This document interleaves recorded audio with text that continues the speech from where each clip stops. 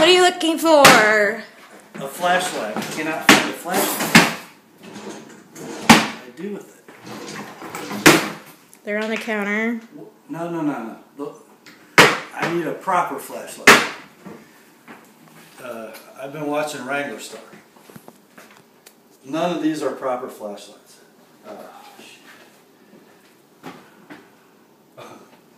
There it is. It was in my pocket. It's a Surefire. That's a proper flashlight.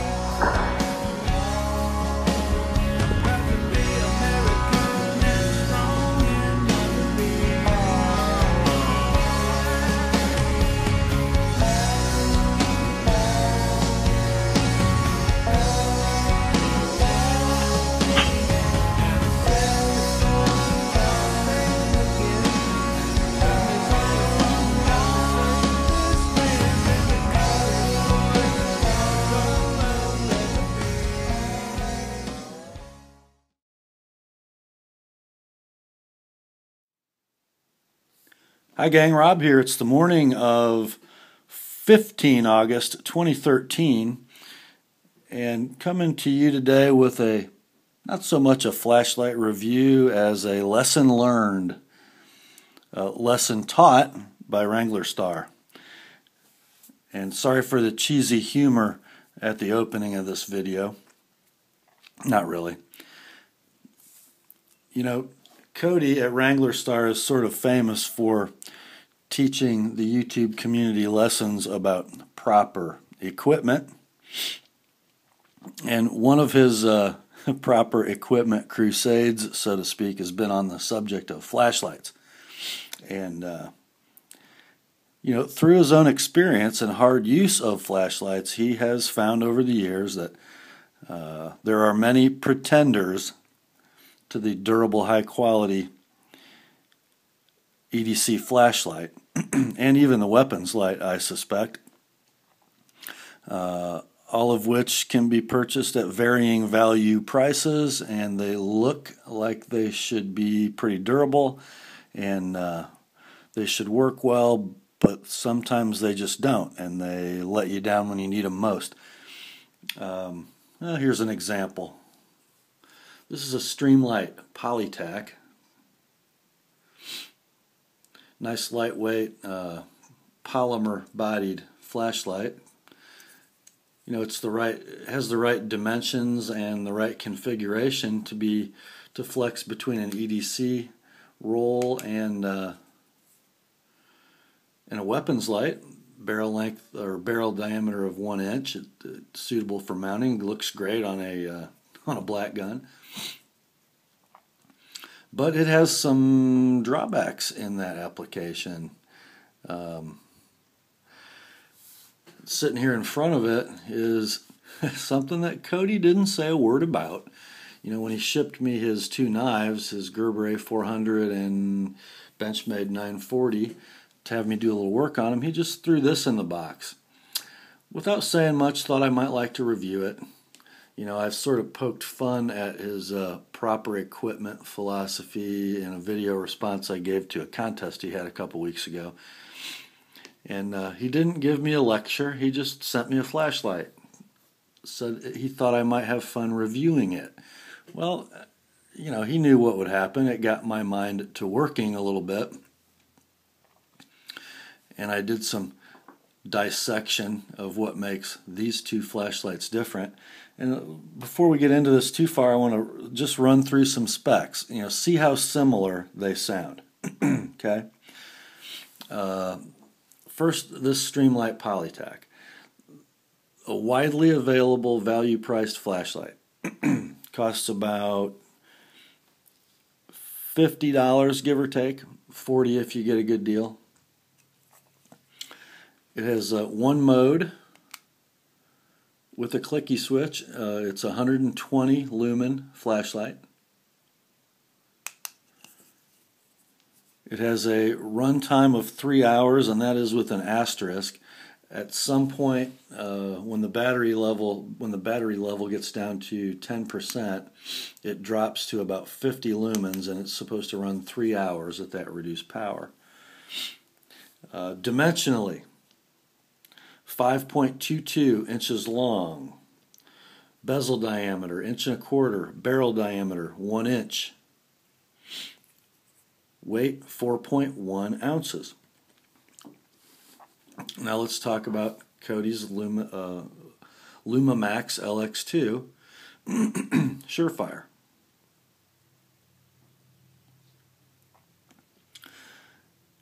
It has 2 brightness modes, low of 15 lumens and a high of 200.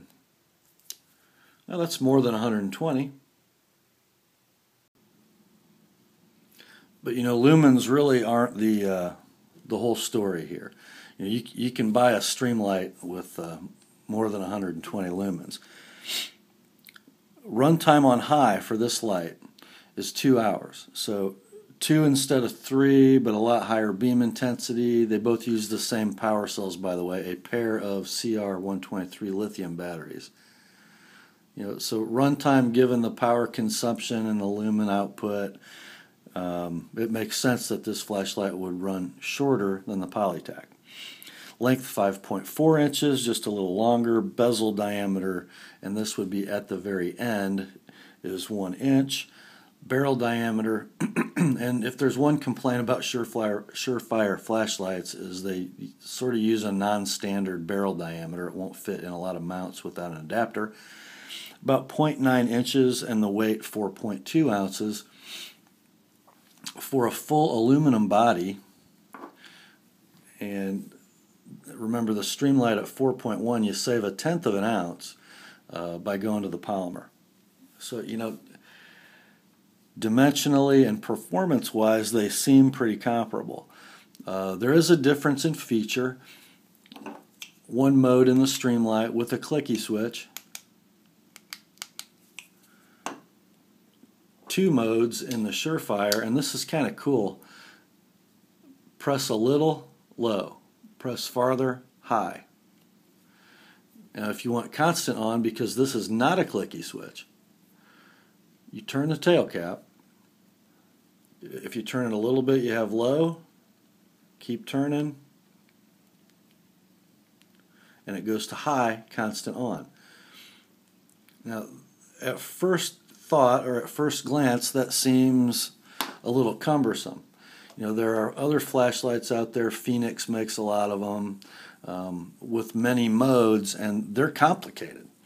You know, they use like combinations of clicky switches and turning stuff, or you know, pressing a button a certain number of times to get to a certain mode. You know, they are sort of electronic in their complication. Rather than mechanical, like the Surefire, which over time, you know, logic tells you this is going to be more durable. You know, it's the distance you push that makes the difference. It's not counting clicks and going through a processor and changing modes like that. It's doing it all mechanically. Although there are some electronics in this tail cap, this is more muscle memory friendly. You know, if you're in a high-stress situation, how do you get to high? Well, you just push real hard. You don't have to remember how many times to click to get into high mode or anything like that. So I kind of like this. It was a little hard to figure out when I took it out of the box and started playing with it. You know, what made it get bright? I didn't really understand as I was pushing the button. You know, I figured it out. I didn't read anything. I started playing with it, and lo and behold, oh, that makes sense. So that's kind of cool. But that's not what makes a Surefire $150 light versus this $40 or $50 light. It's what is inside it, number one, and I'm going to take off both these tail caps.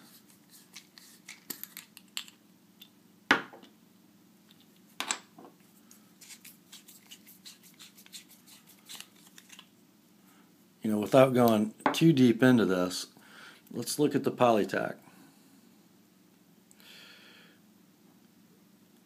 See the size of the spring.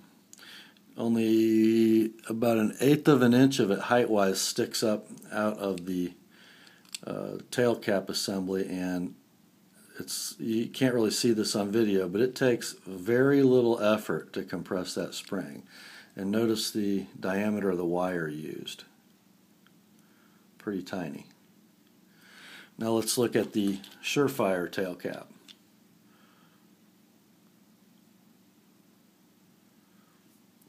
That spring has lots of travel available, and it takes much more effort to compress. I don't know, guys. Which spring do you think is going to hold up better over time? You don't have to be an engineer to grasp this. Which spring is going to take, for instance, the recoil of a gun without making the light fail? If you had these mounted, let's say, on your home defense 12-gauge shotgun. Again, you don't have to be an engineer to know that.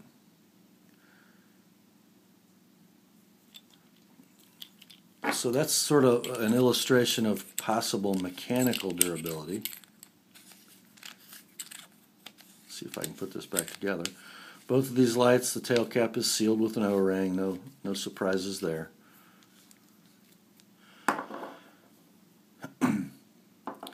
Now this Surefire, of course, is 100% aluminum body.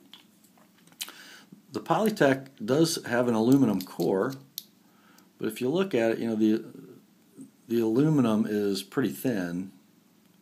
You know, if you ran over both these flashlights with your car, I got a feeling one of them would crush and one of them wouldn't, and I think we know which ones.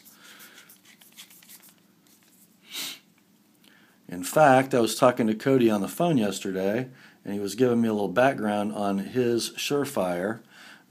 He's used it for a hammer. He told me last winter he used it to either extract or install, I can't remember which, shear pins in his snowblower. You know, he was probably outside working, blowing snow, and I would imagine the impeller on the snowblower broke loose from the shaft. The shaft spun free, and he needed to change a shear pin. And you know, he says, sometimes I just want to grab what's in my pocket. I need to get something done now, and I use what's on me. So this got used as a shear pin hammer. I don't think the Polytech would serve well in that role.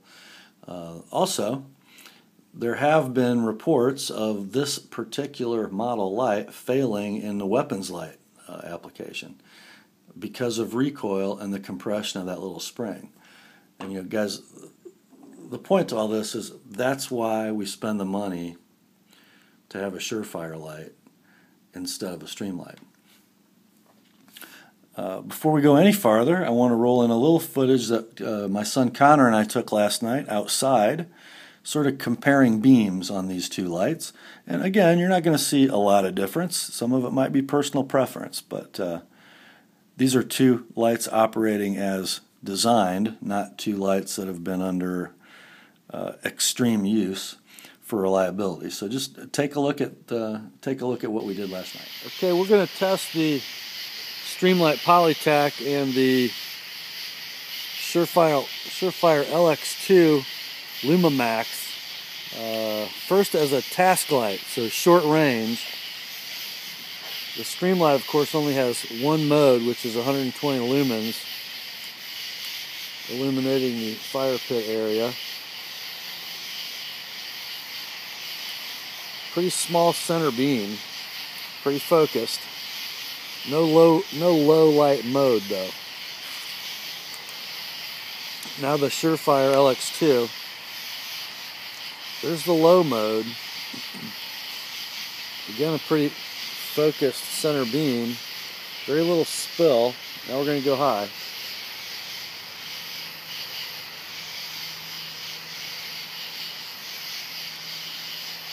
You know, I guess either one would work for a task light, but you could sure save a lot of battery with the Surefire. Let's go high on the Surefire, and then we'll turn the Polytac on back to back. Surefire, Polytac. Surefire, Polytac.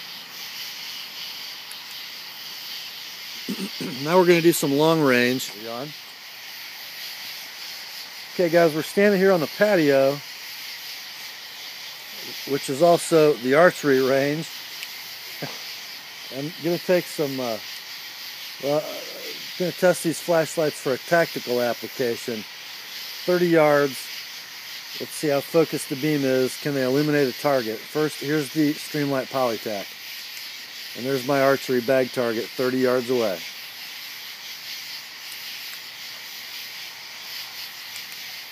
And here is the Surefire Lumamax.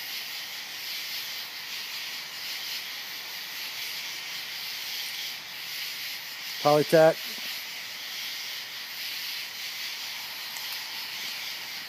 Lumamax. Streamlight. Surefire. Well, at 30 yards both will work, but the Surefire definitely, would you say, has the advantage? Yeah. Let's go a little farther. Let's look at something maybe 50 or 60 yards out. Let's see if we can get the deck on the next door neighbor's house. I can see that there is a deck there. This is the Streamlight. Can't make much out though.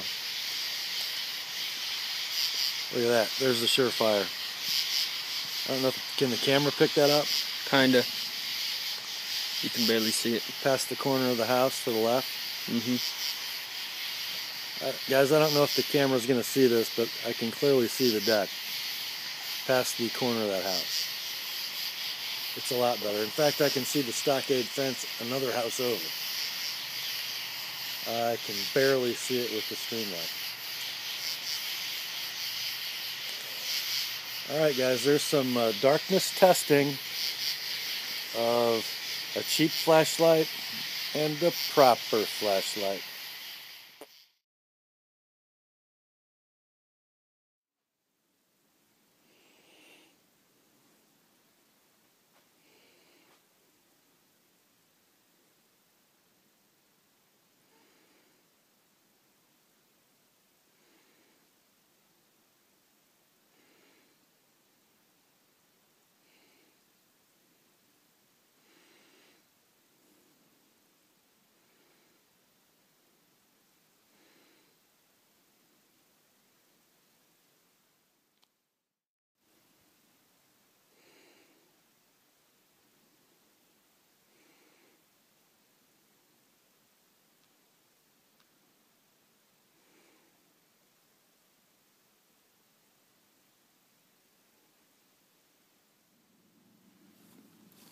So to wrap up, what would you say? You know, if you need a flashlight that's going to be with you every day, you're going to use it kind of hard. You need it to perform when you need it. Is it worth spending $150 to get a Surefire Lumamax LX2? Probably so. You can save $100 or more buying this one. But there might come a day when you really need it that it's not going to work. Or, you know, let's look at it from a dollars and cents perspective. How many times is this light going to fail and you have to replace it in the lifespan of this light, which is fairly indestructible? You know, 10 years down the road, the guy who purchased this light probably bought it once. The guy who purchased this light probably bought several similar cheap flashlights. Maybe spent more money going that way.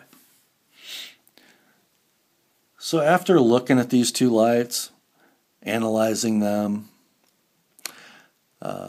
taking them apart, looking at what makes them tick, looking at their operation.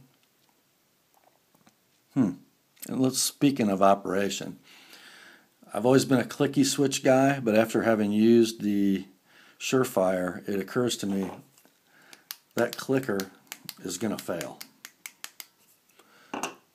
This mechanism probably not. So what did I learn? Well, I think the content of this video tells you what I learned, but I have a surprise. Thank you, Cody, for the gentle lesson that you've taught me in sending me your beloved Lumamax LX2. But what I haven't told you is, about 2 weeks ago, because I was concerned about the Streamlight Polytac's ability to survive on my shotgun, this arrived in the mail. What do we have here? What do we have here?